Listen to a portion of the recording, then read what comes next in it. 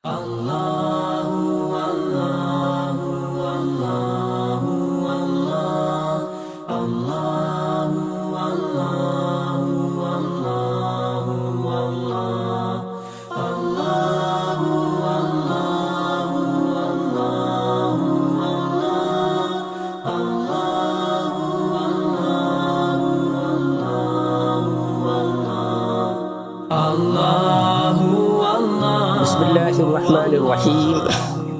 Alhamdulillahi rabbil alamin. Wassalatu wassalamu ala ashrafil anbiya'i wal mursalin nabiyina Muhammadin wa ala alihi wa ashabihi ajma'in. Amma ba'd. പ്രിയപ്പെട്ട പ്രേക്ഷകരെ, ശ്രോതാക്കളെ, ഹജ്ജുമായി ബന്ധപ്പെട്ട ഓരോരോ വിഷയങ്ങളെക്കുറിച്ച് അല്പാൽപമായുള്ള ഖണ്ഡശകളായി അതല്ലെങ്കിൽ എപ്പിസോഡുകളായി നാം പറഞ്ഞുകൊണ്ടിരിക്കുകയാണ്. ഈ 7ാമത്തെ എപ്പിസോഡിൽ ഇഹ്റാം കഴിഞ്ഞ് മീഖാത്തിൽ നിന്ന് പുറപ്പെട്ട ഉംറ നിർവഹിക്കുവാനോ ഹജ്ജ് നിർവഹിക്കുവാനോ എത്തിയ ഒരാൾ മക്കയിലെത്തിയാൽ തവാഫ് എന്ന് പറയുന്ന മഹത്തായ ആരാധന ചെയ്യേണ്ടതുണ്ട്. ആ തവാഫുമായി ബന്ധപ്പെട്ട ഏതാനും നിയമങ്ങളും ഹുക്മുകളുമാണ് ഇന്നത്തെ നമ്മുടെ ക്ലാസ്സിൽ ചർച്ച ചെയ്യുന്നത്.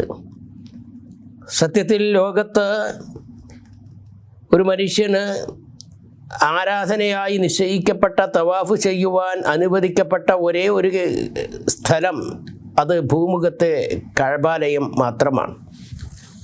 കഅബാലയമല്ലാത്ത മറ്റൊരിടത്തും ഒരു ഖബറുകളിലും തവാഫ് ചെയ്യുവാൻ ഇസ്ലാം അനുവദിച്ചിട്ടില്ല. ഒരു ദർഗകളാകട്ടെ, മസാറുകളാകട്ടെ, മഖാമുകളാകട്ടെ, തവാഫ് എന്ന് പറയുന്നത് വലിയ ഷിർക്കാണ്. അത് പാടില്ല എന്ന് നാം ആദ്യമായി മനസ്സിലാക്കുക. അങ്ങനെ മക്കയിൽ നിന്ന് ഇഹ്റാം പ്രവേശിച്ച് മക്കയിലെത്തിയ ഒരാൾക്ക് ആദ്യമായി മക്കയിലെത്തിക്കഴിഞ്ഞാൽ ഒന്ന് കുളിക്കുക എന്നുള്ളത് പ്രത്യേകമായ സുന്നത്താണ്. തവാഫിൻ്റെ മുമ്പായി കുളിച്ച് ഫ്രഷാവുക എന്നുള്ളത്. മക്കയിലെത്തുന്നത് വരെയും തൽബിയത്ത് ഉച്ചരിച്ചു കൊണ്ടിരിക്കുന്ന ഒരു മുഹ്രിം അയാൾ തവാഫ് അഥവാ മക്കയിലെത്തിയാൽ മസ്ജിദുൽ ഹറമിൽ എത്തിയാൽ തഹിയ്യത്ത് നമസ്കാരം നിർവഹിക്കുന്നതിന് പകരമായി നേരെ കഅബയുടെ അടുക്കലെത്തി തവാഫ് ചെയ്യുന്നു. പള്ളിയിൽ പ്രവേശിക്കുമ്പോൾ സ്വാഭാവികമായും ചെയ്യാറുള്ള നമ്മുടെ ദുഖൂലുൽ മസ്ജിദിൻ്റെ പ്രാർത്ഥനകൾ അത് നമ്മൾ ചൊല്ലുക. വലത് കാല് വെച്ചുകൊണ്ട് പള്ളിയിൽ ഹറമിൽ പ്രവേശിക്കുക. നേരെ തവാഫിന് വേണ്ടി കഅബയുടെ അടുക്കലെത്തി. മത്താഫിലെത്തിയ ഒരു വ്യക്തിയെ സംബന്ധിച്ചിടത്തോളം തവാഫ് ചെയ്യുമ്പോൾ ആദ്യമായി അയാളുടെ തോളിലിട്ടിരിക്കുന്ന മുണ്ട് വലത് കക്ഷത്തിൻ്റെ അടിയിലൂടെയാക്കി അത് കാണുന്ന വലത് തോള് കാണുന്ന രീതിയിൽ ഷാള് ആ തോൾമുണ്ട് ധരിക്കേണ്ടതാണ്. ഇതിനാണ് ഇൽത്തിബാ എന്ന് പറയുന്നത്. തവാഫുൽ ഖുദൂമിൽ മാത്രമാണ് വലത് കക്ഷത്തിൻ്റെ ഈ തോള് പുറത്തേക്ക് കാണുന്ന രീതിയിൽ പുരുഷന്മാർ അവരുടെ തോൾമുണ്ട് ധരിക്കേണ്ടത്. തവാഫ് കഴിഞ്ഞാൽ പിന്നീട് ആ രീതിയിൽ മുണ്ട്, ഷാള്, തോൾമുണ്ട് ധരിക്കാൻ പാടില്ല. സാധാരണത്തെ പോലെ ഷോൾഡർ പൂർണ്ണമായി മറച്ചുകൊണ്ട് തന്നെയാണ് ഇടേണ്ടത്. അങ്ങനെ നമ്മൾ തവാഫ് ആരംഭിക്കുമ്പോൾ തവാഫ് ആകെ 7 ചുറ്റ് ആണ് ഉള്ളത് എന്ന് നമുക്കറിയാം. ഇതിൻ്റെ സ്റ്റാർട്ടിംഗ് പോയിൻ്റ് എന്ന് പറയുന്നത് ഹജറുൽ അസ്വദ് നിൽക്കുന്ന ആ മൂലയാണ്. ആ കോർണറിൽ വെച്ച് അവിടെ വെച്ച് നമ്മൾ ആദ്യം ഹജറുൽ അസ്വദ് സാധിക്കുമെങ്കിൽ അതിനെ ഉമ്മ വെക്കുക. അതിന് പറ്റാത്ത ആളുകളാണ് എങ്കിൽ കൈ കൊണ്ട് അതിനെ സ്പർശിച്ചുകൊണ്ട് കൈ ചുംബിക്കുക. അതിനും പറ്റാത്ത ആളുകൾ തൻ്റെ കയ്യിൽ വല്ല ഊന്നുവടികളോ പോലെയുണ്ട് എങ്കിൽ അതുകൊണ്ട് തൊട്ട് അതിനെ ഉമ്മ വെക്കുക. ഇതിനും പറ്റാത്തവർ ആംഗ്യം കാണിക്കുക. ഹജറുൽ അസ്വദിൻ്റെ നേരെ ആംഗ്യം കാണിക്കുക. ഹജറുൽ അസ്വദിനെ ചുംബിക്കുക എന്നുള്ളത് പുണ്യകരമായ ഒരു കാര്യമാണ്. പ്രതിഫലം ലഭിക്കുന്നതാണ്. പാപങ്ങൾ പൊറുക്കുവാനുള്ള കാരണമാണ്. പക്ഷേ അതിനു വേണ്ടി തിക്കും തിരക്കും കൂടി പ്രയാസങ്ങളുണ്ടാക്കുക, മറ്റുള്ള ആളുകളെ ഉപദ്രവിക്കുക എന്നുള്ളത് നിഷിദ്ധമാണ്, ഹറാമാണ്. അത് ഹറമിൽ മസ്ജിദുൽ ഹറമിൽ കഅബയുടെ മതാഫിൽ വെച്ചുകൊണ്ടാകുമ്പോൾ അതിൻ്റെ ഗുരുതരമായ തെറ്റ് വർദ്ധിക്കുമെന്ന് കൂടി നമ്മൾ മനസ്സിലാക്കുക.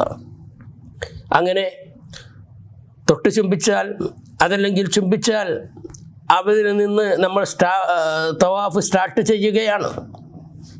ആദ്യമായി കൈകൾ ഉയർത്തി ബിസ്മില്ലാഹി അല്ലാഹു അക്ബർ എന്ന് ഹജറുൽ അസ്വദിൻ്റെ നേരെ കൈകൾ ഉയർത്തിക്കൊണ്ട് അഭിവാദ്യം ചെയ്ത് തവാഫ് ആരംഭിക്കുന്നു. പിന്നീട് താൻ കഅബയെ തൻ്റെ ഇടത് ഭാഗത്താക്കിക്കൊണ്ട് 7 പ്രാവശ്യം ചുറ്റുക എന്നുള്ളതാണ് തവാഫിൻ്റെ പൂർണ്ണരൂപം. എന്നാൽ ഈ ചുറ്റുകൾക്കിടയിൽ നമ്മൾ അല്ലാഹുവിനോട് നമസ്കാരത്തിൽ സുജൂദിൽ എത്രമാത്രം അടുക്കുന്നുവോ ഇതുപോലെ ഉംറകർമ്മം ചെയ്യുന്നവൻ ഏറ്റവും റബ്ബുമായി അടുക്കുന്നത് തവാഫിലാണ്. ഉത്തരം ചെയ്യുവാൻ, പ്രാർത്ഥനയ്ക്ക് ഉത്തരം ലഭിക്കുവാൻ ഏറ്റവും അർഹമായ സ്ഥാനമാണ് തവാഫ്. അതുകൊണ്ട് തന്നെ ആ തവാഫിൽ ദീർഘമായി നമ്മൾ നമ്മുടെ ആവശ്യങ്ങൾ റബ്ബിനോട് പറഞ്ഞുകൊണ്ടിരിക്കുക, ദുആ ചെയ്തുകൊണ്ടിരിക്കുക. പ്രാർത്ഥനകളും ദിക്റുകളും ഖുർആൻ പാരായണങ്ങളും കൊണ്ട് നാം ആ തവാഫിനെ പൂർണ്ണമായി അതിൽ നാം വ്യാപൃതരാകേണ്ടതുണ്ട്. സംസാരങ്ങളിലും കഅബാലയത്തിൻ്റെയോ ഹറമിൻ്റെയോ ഭംഗി ആസ്വദിക്കുന്നതിലും ഫോട്ടോ എടുക്കുന്നതിലുമൊക്കെ നാം ഒരിക്കലും തന്നെ ശ്രദ്ധ കൊടുക്കാതെ ആരാധനയിൽ ഏകാഗ്രത കാണിച്ച് റബ്ബിനോട് പ്രാർത്ഥിച്ചു കൊണ്ടിരിക്കുക. ആ പ്രാർത്ഥനക്ക് നിങ്ങൾ തവാഫിനിടയിൽ ഓരോ തവാഫുകൾക്കും ഇന്ന പ്രത്യേകമായ ദുആകൾ ചെയ്യണേ എന്ന് പറയുന്ന പുസ്തകങ്ങളും ആളുകൾ ചൊല്ലിക്കൊടുത്ത് മുദ്രാവാക്യത്തെ പോലെ മറ്റുള്ള ആളുകൾ അത് ഏറ്റുചൊല്ലുകയും ചെയ്യുന്ന അവസ്ഥകൾ കാണപ്പെടാറുണ്ട്. പക്ഷേ യഥാർത്ഥത്തിൽ തവാഫിൻ്റെ സമയത്ത് ഓരോരുത്തരും സെൽഫായി അവനവൻ തൻ്റെ ആവശ്യങ്ങളെല്ലാം റബ്ബിനോട് നേർക്കുനേരെ പറയേണ്ട ഘട്ടമാണ് തവാഫ് എന്ന് മനസ്സിലാക്കുക. അത്യുച്ചത്തിലാകാതെ പതുക്കെ നമ്മുടെ മനസ്സിലുള്ള കാര്യങ്ങൾ ആത്മാർത്ഥമായി റബ്ബിനോട് പ്രാർത്ഥിക്കുക.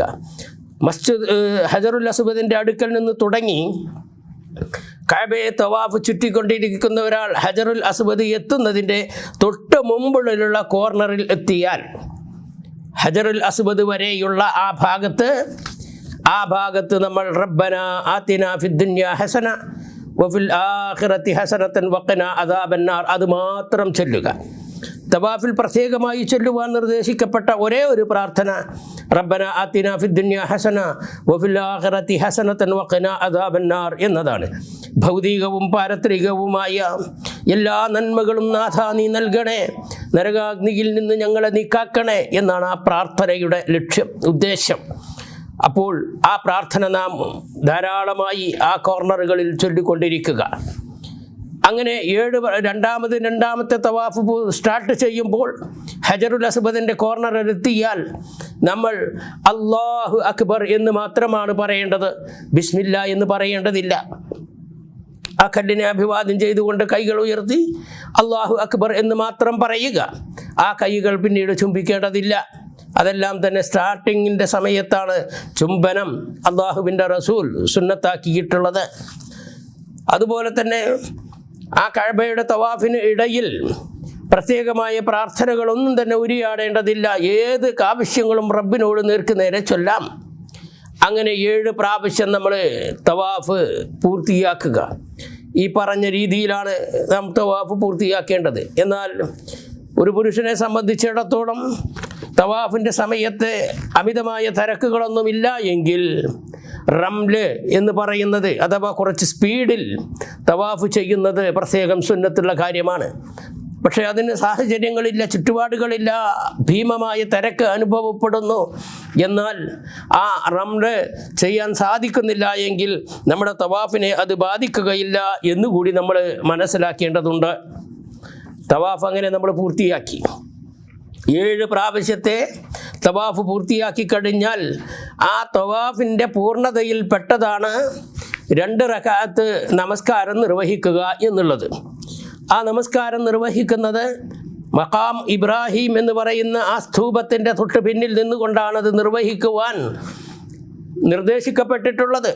പക്ഷെ അവിടെ തന്നെ വെച്ചുകൊണ്ടത് നിർവഹിക്കുക എന്നുള്ളത് നിർബന്ധമുള്ള കാര്യമല്ല.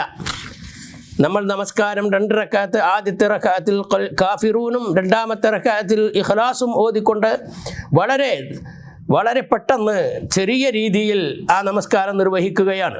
അത് തന്നെ ചെയ്യുമ്പോൾ നമ്മുടെ മനസ്സുകൾക്ക് ഏകാഗ്രത കിട്ടുന്ന, മനസ്സാന്നിധ്യം കിട്ടുന്ന ഒരു കുറച്ചൊക്കെ ഒഴിവുള്ള ഒരു സ്ഥലം നോക്കി നമസ്കാരം നിർവഹിക്കുക. അത് മതാഫിൽ തന്നെ നിർവഹിക്കുവാൻ സ്ഥലമില്ലെങ്കിൽ മസ്ജിദുൽ ഹറമിൽ എവിടെ വെച്ച് നമുക്ക് ആ നമസ്കാരം നിർവഹിക്കാവുന്നതാണ്. ആ നമസ്കാരം നിർവഹിച്ച് അവിടെ ഇരുന്ന് കുറച്ച് പ്രാർത്ഥനകൾ ചെയ്ത് അല്പം സംസം വെള്ളവും കുടിക്കുക. ഇതാണ് നമ്മുടെ തവാഫിൻ്റെ പൂർണ്ണമായ രൂപം എന്ന് നമ്മൾ മനസ്സിലാക്കുക. ആ തവാഫ് പൂർത്തിയാക്കി കഴിഞ്ഞാൽ തവാഫിൻ്റെ ഇടയിൽ ആളുകൾ പലപ്പോഴും തന്നെ കഅബയുടെ മുഴുവൻ ചുമരുകളും പിടിക്കുകയും ബർക്കത്തെടുക്കുകയും ഉമ്മ വെക്കുകയും തക്ബീൽ ചെയ്യുകയും ഒക്കെ ചെയ്യാറുണ്ട്. പക്ഷേ അതൊന്നും തന്നെ ഇസ്ലാം നിർദ്ദേശിച്ച കാര്യങ്ങളല്ല എന്ന് നമ്മൾ മനസ്സിലാക്കുക. പ്രത്യേകമായ പ്രാർത്ഥനകളില്ല എന്ന് നമ്മൾ മനസ്സിലാക്കുക. കുട്ടികളെയും എടുത്തുകൊണ്ട് തവാഫ് ചെയ്യുന്ന ആളുകൾ ശ്രദ്ധിക്കേണ്ട ഒരു കാര്യം, നമ്മൾ തവാഫ് ചെയ്യുമ്പോൾ കുട്ടിയാണെങ്കിലും വലിയവരാണെങ്കിലും അത് ശരിയാകണം എന്നുണ്ടെങ്കിൽ കഅബാലയം നമ്മുടെ ലെഫ്റ്റ് സൈഡിലായിരിക്കണം. അപ്പോൾ കുട്ടികളെ നാം നെഞ്ചോട് ചേർത്ത് പിടിച്ച് നമുക്ക് ഫേസ് ചെയ്ത് കുട്ടിയെ എടുത്ത് തവാഫ് ചെയ്താൽ ആ കുട്ടിയുടെ വലതുഭാഗമായിരിക്കും കഅബയുടെ ഭാഗത്തേക്കുണ്ടാവുക.